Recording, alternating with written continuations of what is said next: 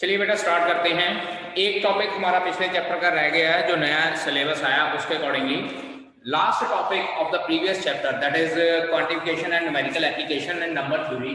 उसमें हमारे पास last topic जो है that is scheduling. Write down definition for scheduling. It is the process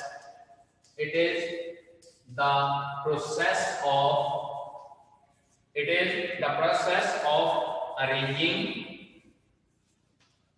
controlling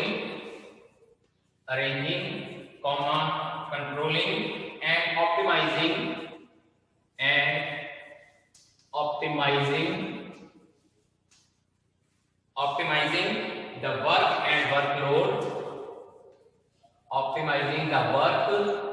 and workload, in a production process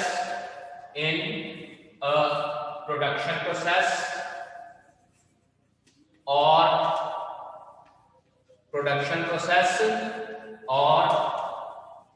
manufacturing process।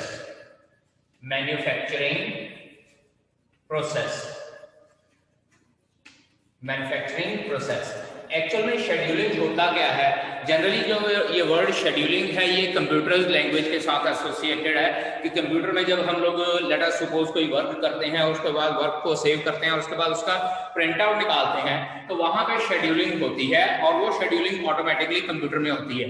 लेकिन हमारे पास जो scheduling है ये हम लोग किसी मैन्युफैक्चरिंग प्लांट में या किसी कंपनी में या किसी फैक्ट्री में जो है प्रोडक्शन के साथ एसोसिएटेड होता है। शेड्यूलिंग में होता है कि हमारे पास सबसे पहले कौन सा प्रोडक्ट कोई आता है, रॉ मटेरियल आता है, उस रॉ मटेरियल को किस तरीके से बनाना और उसके बाद उसको बनाने के बाद उसका टास्क जो है, उसको जो चीज अल्टीमेट प्रोडक्ट बनाना है उसकी एग्जीक्यूशन क्या होती है, that is known as scheduling. Scheduling में इसमें एक इंपॉर्टेंट पार्ट होता है। In scheduling we can say that in manufacturing जो शेड्यूलिंग है वो काम किस लिए आती है? In manufacturing process the scheduling या the purpose of scheduling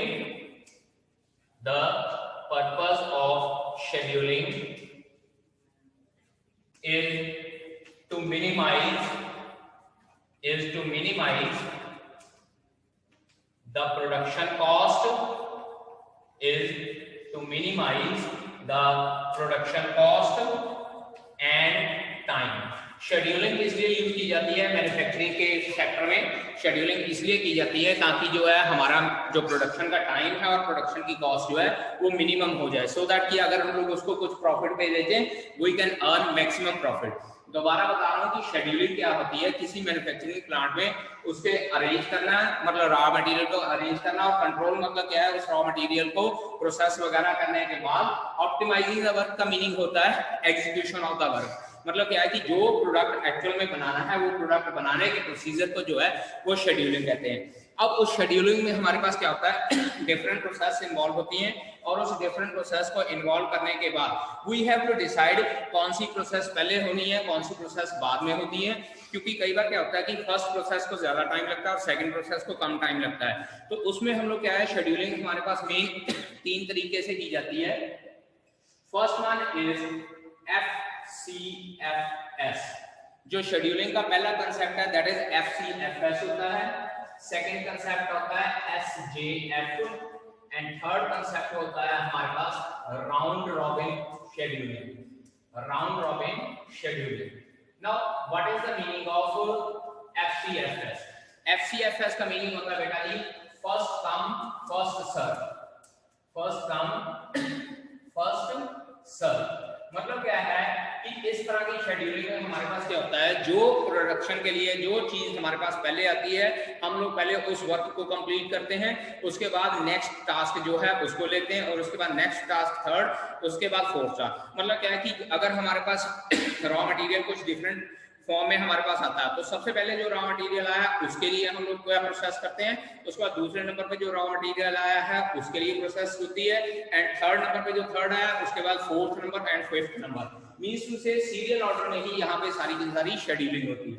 second scheduling होती है हमारे पास एसजेएफ मतलब होता है शॉर्टेस्ट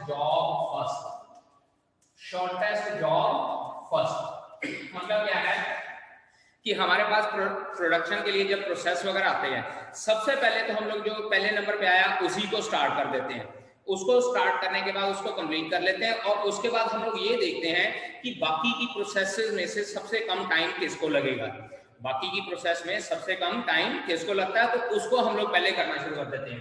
लेट अस सपोज कि पहली जो प्रोसेस है उसको 7 आवर्स लगते हैं, जो पहले नंबर पे आई, इसको स्टार्ट कर लेते हैं, कंप्लीट कर लेते हैं। P2 जो है इसको 3 आवर्स लगते हैं, उसके बाद प्रोसेस P3 को 1 आवर लगता है, उसके बाद प्रोसेस P4 को 2 आवर्स लगते हैं। तो हम लोग क्या है, जो फर्स्ट कम फर्स्ट सर्व है उसमें सबसे पहले P1 होएगा, उसके बाद P2 होएगा, उसके बाद P3 होएगा, उसके बाद P4 प्रोसेस होएगी। लेकिन जो SJF है शॉर्टेस्ट जॉब फर्स्ट, उसमें क्या है कि सबसे पहले हम लोग P1 प्रोसेस कंप्लीट करते हैं। P1 प्रोसेस कंप्लीट करने के बाद देखते हैं कि हमारे पास शॉर्टेस्ट जॉब मतलब सबसे कम टाइम में कौन सी प्रोसेस हो सकती है। अब यहाँ पे देखिए P3 प्रोसेस सबसे कम टाइम में होगी, तो हम लोग P1 के बाद P3 को ऑपरेट करेंगे, उसके बाद 2 आवर्स लगते हैं P4 को, फिर P4 को ऑपरेट करेंगे एंड एट लास्ट हम लोग P2 को ऑपरेट करेंगे। This is shortest job first. अब एक बात आपको ये बता दूं कि शॉर्टेस्ट जॉब फर्स्ट जो है ये हमारे पास क्या होती है, non primitive in nature, non primitive in nature. ठीक है जी, ये मैं बाद में आपको मीनिंग बताता हूँ कि what is the meaning of non primitive nature. और राउंड रॉबिन जो शेड्यूलिंग होती है ये हमारे पास होती है primitive in nature, primitive in nature. Now what is the difference between non-primitive in nature and primitive in nature? Non-primitive का meaning होता है बेटा जी कि अगर आप लोग कोई काम करना शुरू कर रहे हो तो उसी काम को पहले कंप्लीट करना है, उसके बाद नेक्स्ट काम पकड़ना है। जैसे यहाँ पे मैंने बोला था कि P1 को 7 आवर्स लगते हैं, तो जब तक आपका प्रोसेस P1 7 आवर्स तक कंप्लीट नहीं होता, you can not go for the next process. ठीक है जी, नेक्स्ट प्रोसेस में आप लोग नहीं जा सकते हो। Now here it is again, मैं वही एग्जांपल ले रहा हूँ। P1 प्रोसेस आपका 7 आवर्स तक चल रहा है, तो P1 प्रोसेस आपको कंप्लीट करना पड़ेगा, उसके बाद ही आप लोग नेक्स्ट जो है शॉर्टेस्ट जॉब के लिए P3 प्रोसेस के लिए जा सकते हो। अदरवाइज क्या है, नॉन प्रिमिटिव नेचर यही कहती है जब तक आपका पहला प्रोसेस नहीं खत्म होएगा तब तक आप P3 नहीं शुरू कर सकते, और जब तक P3 कंप्लीट नहीं होता you can not start P4, and जब तक आपका P4 नहीं स्टार्ट होता तब तक आप लोग P2 नहीं कंप्लीट कर सकते। तो इसको हम लोग इस तरह से भी कह सकते हैं कि जो प्रोसेस हो रही है जब तक उस प्रोसेस का एग्जीक्यूशन खत्म नहीं होता है, मतलब क्या कि वो प्रोसेस पूरी तरह से खत्म नहीं होती, तब तक आप इस प्रोसेस को रोक नहीं सकते। So this is non primitive in nature. अब उसके बाद बात करते हैं प्रिमिटिव इन नेचर की। राउंड रॉबिन शेड्यूलिंग जो है हमारे पास प्रिमिटिव इन नेचर होती है। प्रिमिटिव इन नेचर का मतलब क्या है कि हम लोग काम तो कर रहे हैं लेकिन बीच में हम लोग उस काम को रोक देते हैं। यहाँ पे हम लोगों को ऐसे लगता है कि ये प्रोसेस ज्यादा टाइम लेती है, दूसरी प्रोसेस कम टाइम लेगी, तो पहले वो स्टार्ट कर लेंगे। तो यहाँ पे हम लोग क्या, सबसे पहले तो P1 स्टार्ट करेंगे क्योंकि P1 पहले नंबर पे आया। अब P1 जब पहले नंबर पे आता है तो मान लीजिए P1 का प्रोसेस 2 घंटे का खत्म हो गया, तो 2 घंटे के बाद हमारे पास P3 और P4 भी हमारे पास क्यू में आ गए हैं। तो हम लोग क्या करते हैं कि P1 को 2 घंटे करने के बाद हम लोग रोक देते हैं, और रोकने के बाद P3 को स्टार्ट कर सकते हैं, और P3 स्टार्ट करने के बाद हम लोग P4 को स्टार्ट कर देते हैं, और उसके बाद फिर से ये P1 को स्टार्ट कर लेंगे। क्योंकि जब P3 और P4 1 घंटा और 2 घंटे का काम कर लेंगे तो भी मेरे पास जो है P1 का टाइम रह जाता है। सिमिलरली इसके बाद हम लोग P1 के बाद फिर P2 स्टार्ट कर सकते हैं। मींस टू से कि प्रिमिटिव नेचर में हम लोग जो है एक प्रोसेस को स्टार्ट कर देते हैं, लेकिन अगर हम लोगों को लगता है कि ये जल्दी खत्म नहीं होगी तो उसकी बजाय हम लोग उस प्रोसेस को रोककर नई प्रोसेस स्टार्ट कर सकते हैं जिसमें हमारे पास जो प्रोसेस खत्म हो सकती है। अगर वो प्रोसेस खत्म हो सकती है तो फिर हम लोग पहले उसको यूज कर लेते हैं, और जो हमारी पेंडिंग प्रोसेस है उसको हम लोग पेंडिंग की लिस्ट में रख लेते हैं। तो difference between shortest job first और हमारे पास जो ये राउंड रॉबिन है, इसमें यही होता है कि राउंड रॉबिन जो है नॉन प्रिमिटिव इन नेचर है। मतलब क्या है कि एक बार जो स्टार्ट हो गई तो फिर वो जब तक खत्म नहीं होगी तब तक हम लोग नई प्रोसेस स्टार्ट नहीं कर सकते। और इसी तरह से अगर हमारे पास जो राउंड रॉबिन है, राउंड रॉबिन में हम लोग ये कह सकते हैं कि जब तक हमारे पास प्रोसेस P1 चल रहा है इसको हम लोग बीच में रोक के प्रोसेस P2 भी स्टार्ट कर सकते हैं और P3 भी स्टार्ट कर सकते हैं। बिफोर स्टार्टिंग द क्वेश्चन इसके साथ कुछ टर्म्स इन्वॉल्व होती हैं, वो टर्म्स की आप एब्रिविएशन लिख लीजिए, बिकॉज जब क्वेश्चन सॉल्व करते हैं तो उनको शॉर्ट फॉर्म में मैं लिखने जा रहा हूं। First one is ET, eighty का मतलब होता है अराइवल टाइम। अराइवल टाइम, कोई प्रोसेस किस टाइम में अराइव हुई है, हम लोग उसको रिप्रेजेंट करते हैं एटी के साथ। इसके बाद सेकंड हमारे पास होता है BT. BT means burst time. Burst time मतलब क्या है कि कोई जो प्रोसेस आई है वो कितने टाइम में कंप्लीट हो सकती है, ठीक है जी। इसके बाद हमारे पास आ जाता है सीटी। सीटी का मतलब होता है कंप्लीशन, कंप्लीशन ऑफ टाइम, या you can say that CT is known as completion of time लिख देते हैं जब कंप्लीशन ऑफ टाइम। मतलब क्या है कि किसी प्रोसेस को करने के लिए कितना टोटल टाइम लगा है हमारे पास, that is known as completion of time. After that हमारे पास एक और चीज आती है that is TAT. TAT this is known as turned around time. Turned around time मतलब क्या है कि उस प्रोसेस को एग्रीगेट कितना टाइम लगा, मतलब कितने टाइम में वो आई थी और उसका बर्स्ट टाइम कितना था, कितने टाइम तक वो वहां पे रह सकती है, और उसके बाद कंप्लीशन होने के बाद उसका टर्न्ड अराउंड टाइम क्या हुआ है। और टर्न्ड अराउंड टाइम का जनरली फार्मूला होता है बेटा जी सीटी माइनस एटी। मतलब क्या है, कंप्लीशन टाइम और अराइवल टाइम का difference, that is known as turned around time. उसके बाद हमारे पास होता है WT, that is waiting time. Waiting time मतलब क्या है, किसी आइटम के अराइवल टाइम और कंप्लीशन ऑफ टाइम, इसके बीच में हमारे पास कितना था, या बर्स्ट टाइम क्या है, उसका बर्स्ट टाइम कितना है और उसको कंप्लीट होने में हमारे पास कितना टाइम लगा था, that is known as waiting time. और इसका फार्मूला होता है बेटा जी VT minus TAT minus BT। मतलब क्या है कि टर्न अराउंड टाइम में से बर्स्ट टाइम अगर हम लोग माइनस कर देते हैं, एक्चुअल टाइम कितना लगा और उसमें से बर्स्ट टाइम को माइनस कर देंगे, that is known as waiting time. मतलब WT है कि किसी चीज को कितनी देर प्रोसेस होने के लिए कितनी वेट करनी पड़ी, that is known as the burst time. ठीक है बेटा जी। So we are considering one example जिसमें हमारे पास प्रोसेस नंबर गिवन है 1 2 3 4 5 और उनका अराइवल टाइम भी गिवन है। अराइवल टाइम में हम लोग ये नहीं कहेंगे कि 1 hour 2 hour 3 hour 4 hour 5 hour, हम लोगों को ये time in terms of hour नहीं दिया होगा। So we will consider them as 1 unit 2 unit 3 unit 4 unit and 5 unit. अब इसके साथ बेटा जी इसका बर्स्ट टाइम भी हम लोगों को गिवन है। जनरली जब भी कोई क्वेश्चन आता है तो उसमें अराइवल टाइम और बर्स्ट टाइम गिवन होता है। So burst time will be equal to 7 5 1 2 and 8। Means to say जो पहले नंबर पे आइटम अराइवल हुई है उसका बर्स्ट टाइम 7 है। मतलब क्या है कि वो 7 आवर्स तक उसको कंप्लीशन के लिए टाइम लगेगा। मतलब 1 यूनिट पे आने के बाद उसके बाद 7 आवर्स और लगते हैं।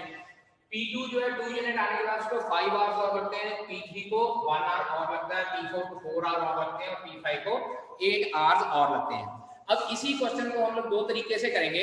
फर्स्ट वन इज FCFS, मतलब क्या है, फर्स्ट कम फर्स्ट सर्व, और दूसरा हम लोग SGF से करेंगे, that is shortest job first. तो सबसे पहले मैं इसको स्टार्ट करने जा रहा हूं FCFS के मेथड से।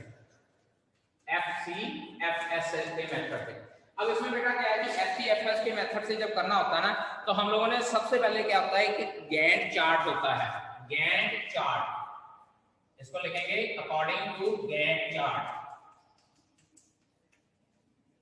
Gantt chart. Now, what is the meaning of Gantt chart? Write down definition for Gantt chart. Gantt chart की definition लिखिएगा. It is a type of chart. It is a type of chart that illustrates. It is a type of chart that illustrates the project schedule. That illustrates the project schedule or process schedule. मतलब क्या है कि जो हम लोगों को बताता है कि सबसे पहले कौन सी प्रोसेस होएगी और किसके अकॉर्डिंगली होएगी। This chart lists the tasks to be performed. This chart lists the tasks to be performed on the vertical axis and the time interval on horizontal axis. ये एक चार्ट है जिसमें हमारे पास जो प्रोसेस है उसको हम लोग वर्टिकल एक्सिस पे डिनोट करते हैं और टाइम को हॉरिजॉन्टल एक्सिस पे डिनोट करते हैं। एक्चुअल में हम लोगों ने ये ग्राफ नहीं बनाना होता, just we have to make a simple chart here, जहां से हम लोगों को पता चल जाएगा कि किसी का TAT कितना है, किसी का CT कितना, कितना WT कितना है। ठीक है जी, चलिए स्टार्ट करते हैं। अगर हम लोग गैंट चार्ट से स्टार्ट कर रहे हैं तो सबसे पहले हम लोग बात कर रहे हैं FCFS। FCFS में क्या होता है कि हम लोग फर्स्ट प्रोसेस को पहले नंबर पे रखेंगे, दूसरे प्रोसेस को दूसरे नंबर पे, तीसरी प्रोसेस को तीसरे पे, चौथी को चौथे पे और पांचवी को पांचवें प्रोसेस पे रखेंगे। अब यहाँ पे देखिए जो पहली प्रोसेस है वो 1 आवर में आई है। स्टार्ट करेंगे 0 से और यहाँ पे 1 लिख देंगे, क्योंकि 0 और 1 आवर के बीच में कुछ नहीं है, इसको खाली छोड़ देते हैं। 1 आवर के बाद P1 लिख देते हैं। अब P1 के साथ बर्स्ट टाइम 7 आवर्स लिखा हुआ है, तो यहाँ पे हम लोग 7 आवर्स कंप्लीट होने के बाद इसका कंप्लीशन टाइम 8 आवर्स हो जाएगा। मतलब 1 घंटे में जो प्रोसेस आई है उसको 7 आवर कंप्लीट करने में बर्स्ट टाइम उसका 7 आवर है, तो वो टोटल कितने में कंप्लीट होएगी? 8 आवर। इसके बाद फर्स्ट कम फर्स्ट सर्व, मतलब P1 के बाद P2, P2 के बाद P3 और P3 के बाद P4, P5 होगा। अब इसके बाद P2 लिखेंगे, फिर P3 लिखेंगे, फिर P4 लिखेंगे और फिर P5 लिखेंगे। अब P2 देखिए, P2 के लिए बर्स्ट टाइम 5 आवर्स थे, 8 घंटे पहले ही लग चुके हैं, क्योंकि पहली प्रोसेस को 7 घंटे लगे, तो टोटल 8 घंटे हो चुके हैं। अब दूसरी प्रोसेस तो तब शुरू होगी जब पहली प्रोसेस कंप्लीट होगी, तो इसका मतलब दूसरी प्रोसेस के लिए टाइम कितना हो जाएगा? 8 + 5 13 आवर्स हो जाएंगे। ठीक है जी। अब दूसरी प्रोसेस जो है 13 आवर में कंप्लीट हुई है, तो तीसरी प्रोसेस को 1 आवर लग रहा है, तो यहाँ पे हम लोग इसको 14 आवर लिखेंगे। आफ्टर दैट P4 को 2 घंटे लग रहे हैं, so this time will be equals to 16 and then P5 को 8 घंटे लग रहे हैं, so it will come out to be 24 hour. मतलब क्या है कि जो पहली प्रोसेस है 7 घंटे में कंप्लीट हो रही है, पहली प्रोसेस खत्म होगी तो उसके बाद दूसरी प्रोसेस शुरू करेंगे। That is the rule of FCFS, मतलब फर्स्ट कम फर्स्ट सर्व। इसके बाद P2 का टाइम 5 आवर था, तो 13 आवर टोटल हो गए। P3 का टाइम 1 आवर था, इट विल बी 14। P4 का 2 आवर था, इट विल बी 16 और P5 का 8 आवर था, इट विल बी 24। अब इसके बाद जब कंप्लीशन टाइम स्टार्ट चेक करना होता है ना, तो कंप्लीशन टाइम जो है वो हम लोग राइट टू लेफ्ट चेक करते हैं। यहां पे मैं लिख रहा हूं, completion time travels from right to left, travels from right to left, right से लेफ्ट की तरफ जाते हुए कंप्लीशन टाइम स्टार्ट होता है। तो अब इसको जब हम लोग कंप्लीट कर रहे हैं, तो यहाँ पे मैं लिखूंगा कंप्लीशन टाइम। हाँ जी, चेक कीजिए। सबसे पहले P5 का टाइम था 24 आवर्स। अब P5 का हम लोग टाइम 24 आवर लिख रहे हैं, so it will be written here 24, then P4 16 hours, उसके बाद P3 14 hours, then P2 13 hours और P1 8 hours. So this is the completion time. और जनरली हम लोगों को ये कहा होता है calculate waiting time and DAT। अब इसके बाद एक कॉलम बनाते हैं DAT का और एक कॉलम बनाते हैं WT का। मैंने आप लोगों को फॉर्मूला बताया था, TAT का फॉर्मूला क्या होता है? CT minus AT। यहाँ पे मैं लिख रहा हूँ CT minus AT means to say completion time minus arrival time। 8 minus 1 is 7, 13 minus 2 is 11, 14 minus 3 is again 11, 16 minus 4 is 12 and 24 minus 9 is 19। मतलब टर्न अराउंड टाइम टोटल कितने टाइम के लिए वो अंडर प्रोसेस या फैक्ट्री में चीज रही है, उसका टाइम हम लोग टर्न अराउंड टाइम करते हैं। अब उसके बाद वेटिंग टाइम WT का फार्मूला मैंने आप लोगों को बताया था, that is TAT minus BT, TAT minus BT, यानी कि turn around time minus burst time. Turn around time मतलब क्या है? 7 घंटे वो चीज रही है और उसका बर्स्ट टाइम भी 7 आवर्स था, तो इसका वेटिंग टाइम क्या हो जाएगा? 0। मतलब क्या है कि पहली प्रोसेस को बिल्कुल वेट नहीं कर रहा, वो आते ही उसको प्रोसेसिंग के लिए भेज दिया गया था, एग्जीक्यूशन के लिए। उसके बाद second 11 minus 5 that is 6 hours. मतलब क्या है, जो सेकंड प्रोसेस है उसको टोटल एग्जीक्यूशन के लिए वेटिंग कितनी करनी पड़ी थी? 6 घंटे। और उसके बाद 11 minus 1 10 आवर्स, P3 को 10 घंटे वेट करना पड़ा, P4 को भी 10 घंटे वेट करना पड़ा एंड देन P5 इसको 11 आवर्स के लिए हम लोगों को वेट करना पड़ा। तो ये चीजें हैं हमारे पास इस तरह से कि अराइवल टाइम क्या था, बर्स्ट टाइम क्या था, उसके बाद फिर हम लोगों ने ये कंप्लीशन टाइम फाइंड आउट करना होता है और ये कंप्लीशन टाइम इस गैंट चार्ट के अकॉर्डिंगली होता है। और ये गैंट चार्ट मैंने सबसे पहले FCFS के मेथड से करवाया है आपको। अब इसके बाद हम लोग को कहा है calculate waiting time and TAT. Waiting time में भी यू कैन से दैट कि एवरेज वेटिंग टाइम हम लोग को कहा होता है। तो एवरेज वेटिंग टाइम हमारे पास टर्न अराउंड टाइम को मैंने फाइंड आउट कर दिया। अब average waiting time, average waiting time मतलब क्या है कि ये सारी एलिमेंट्स को हम लोगों ने ऐड कर लेना है। दैट इज 0 + 6 + 10 + 10 + 11 डिवाइडेड बाय 1 2 3 4 5 से डिवाइड कर देना हम लोगों ने। तो हमारे पास आंसर कितना आता है 26 + 11 37/5 एंड दैट इज 7.2 यूनिट्स। मतलब क्या है कि एवरेज वेटिंग टाइम जो सारी प्रोसेस के लिए था दैट वाज 7.2 यूनिट्स। ठीक है बता जी।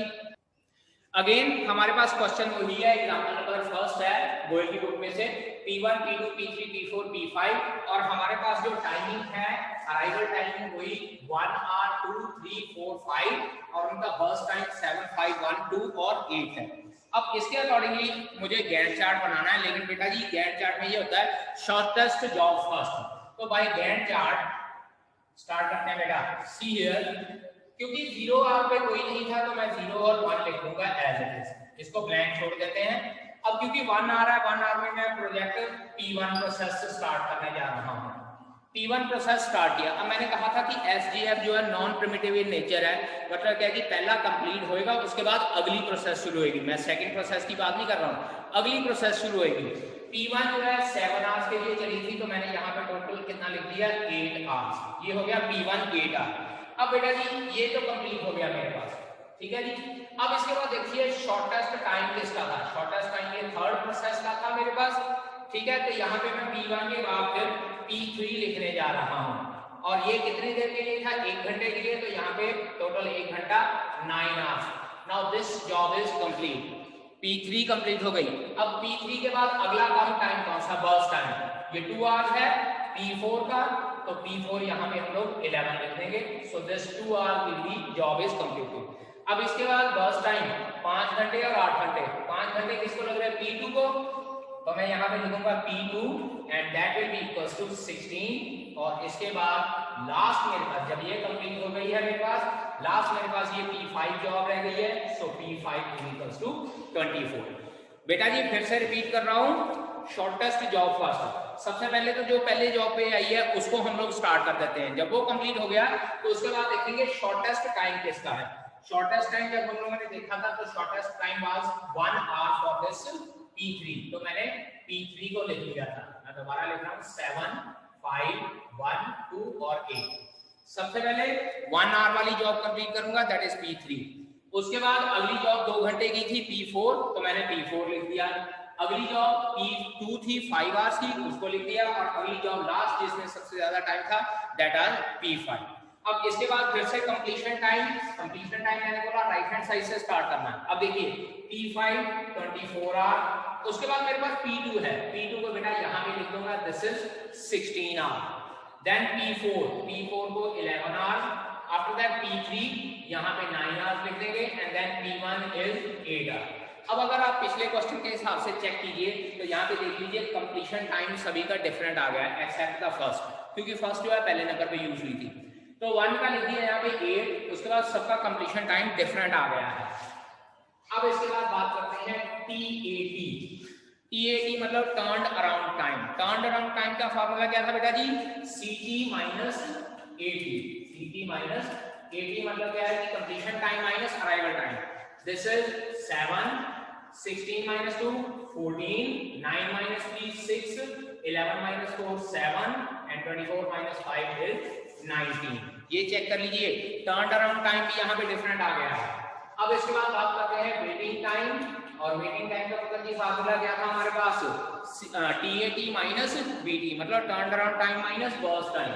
7 minus 7 0 14 minus 5 9 6 minus 1 5 7 minus 2 5 and 19 minus 8 is 11।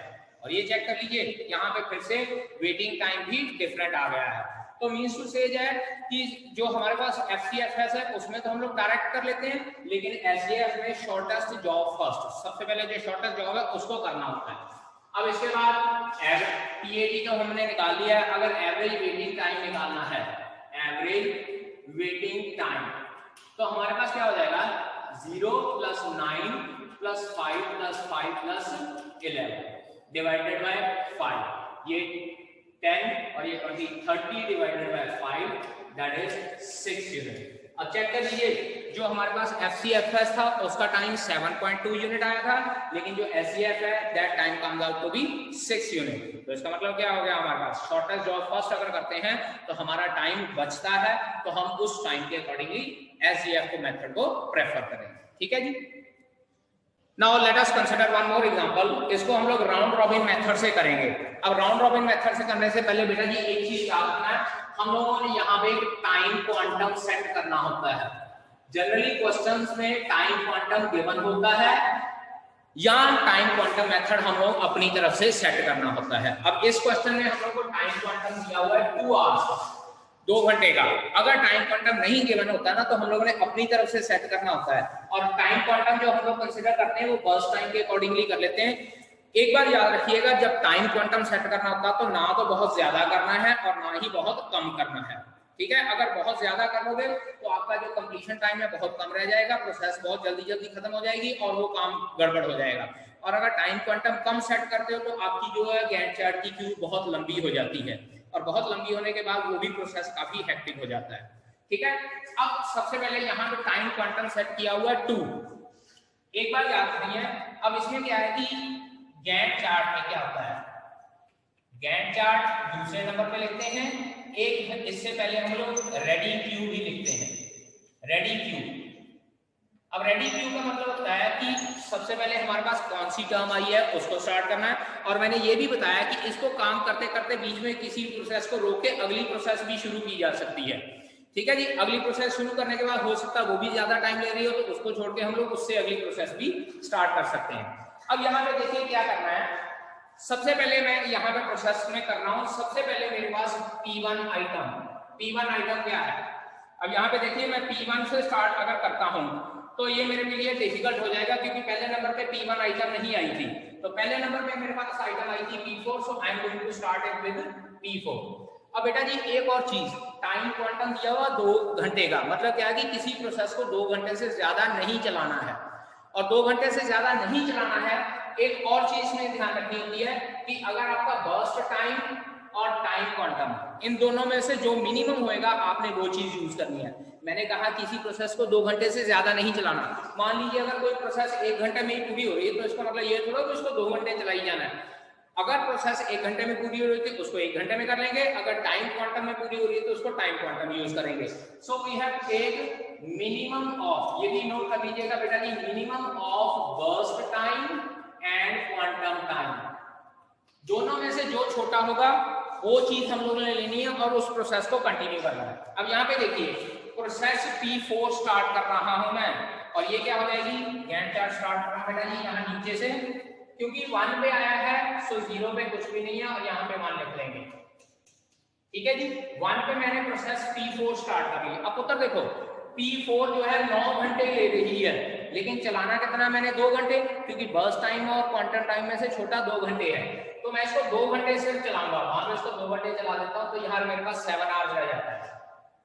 अब इसके बाद देखिए अगर 2 घंटे चला देता हूं मैं इस प्रोसेस को, तो पुत्र जी उतनी देर में मेरे पास P5 प्रोसेस भी आ गई है, क्योंकि जब 2 घंटे इसको चलाऊंगा यहाँ टाइम हो गया 3 घंटे, टोटल 3 घंटे।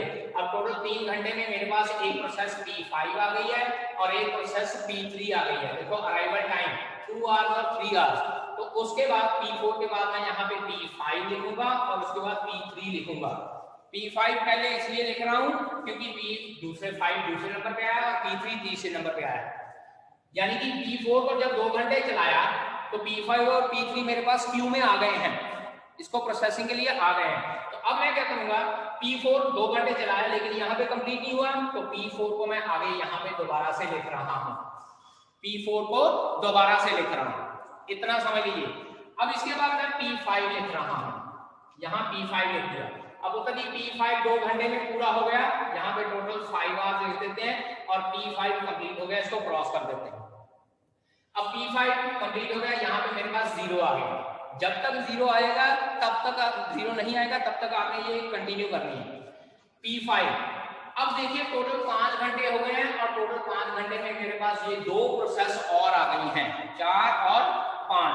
तो अब की बार यहाँ पे मैं क्या लिखूंगा, P4, P5, P3 और उसके बाद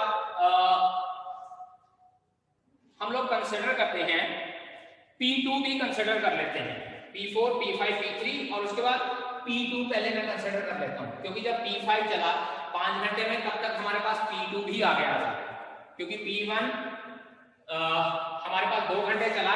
तो यहाँ पे बेटा ये एक मिनट नोट कीजिए, ये क्वेश्चन में क्वांटम टाइम 3 आवर्स गिवन है, इसको करेक्ट करते हैं, क्वांटम टाइम 3 आवर्स गिवन है इस क्वेश्चन में। सो यहाँ पे 1 और ये 4 हो जाएगा और ये हमारे पास 6 हो जाएगा और यहाँ पे 6, 3 घंटे चल चुका है। 4 आवर्स में हमारे पास P2 भी आ गया था, इसलिए यहाँ पे पहले P2 लिख दिया मैंने। आफ्टर दैट P2 के बाद P4 रिपीट होके यहाँ आएगा, दिस इज P4।